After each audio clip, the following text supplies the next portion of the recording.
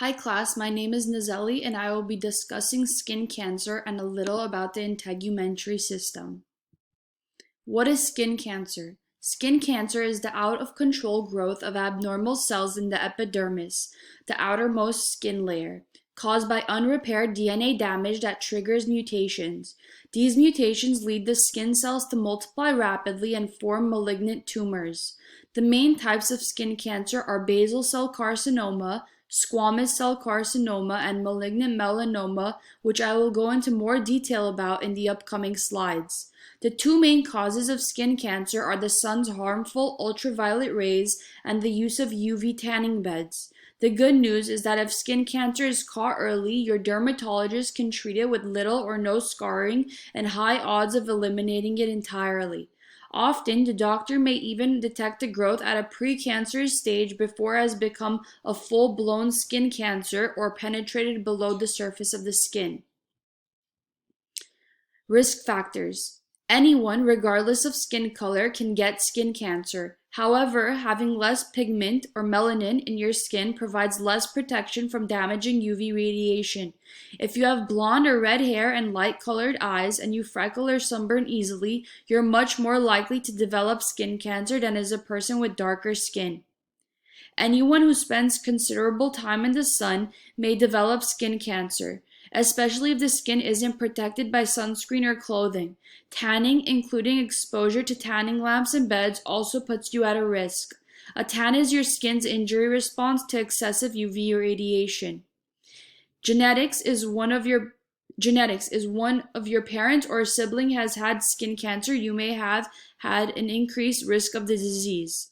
Exposure to radiation.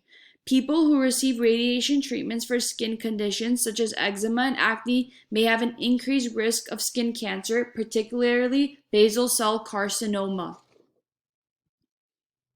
Skin cancer begins in your skin's top layer, the epidermis. The epidermis is a thin layer that provides a protective cover of skin cells that your body continually sheds.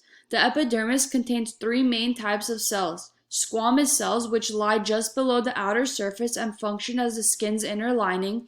Basal cells, which produce new skin cells, which sit beneath the squamous cells. And melanocytes, which produce melanin, the pigment that gives skin its normal color, are located in the lower part of your epidermis. Melanocytes produce more melanin than in the sun to help protect the deeper layers of your skin.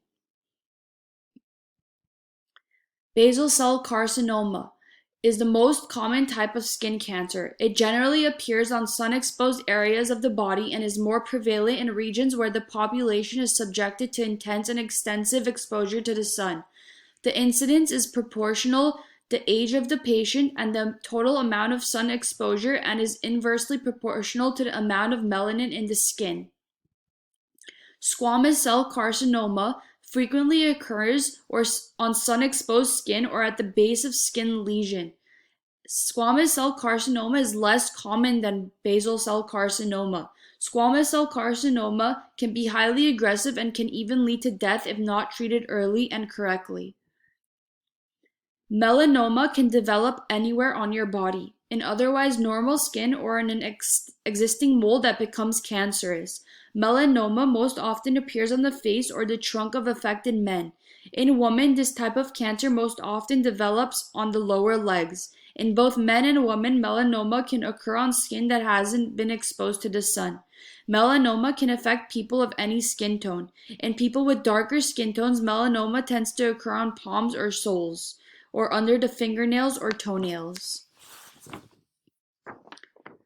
There are many things we can do to prevent skin cancer. Wearing sunscreen year-round doesn't filter out all harmful UV radiation, especially the radiation that can lead to melanoma, but they play a major role in an overall sun protection program. Use a broad-spectrum sunscreen with an SPF of at least 30, even on cloudy days. Apply sunscreen generously and reapply every 2 hours, or more often if you're swimming or perspiring. Check your skin regularly and report changes to your doctor. Examine your skin often for new skin growths or changes in existing moles, freckles, bumps, and birthmarks. Treatment methods depend on the tumor location, cell's type, location, and depth, the cosmetic desire of the patient, the history of previous treatment, and whether the treatment is invasive or not. There are surgical and non-surgical options that include surgical excision of the tumor, cryosurgery, which destroys the tumor by deep freezing the tissue, or even radiation therapy.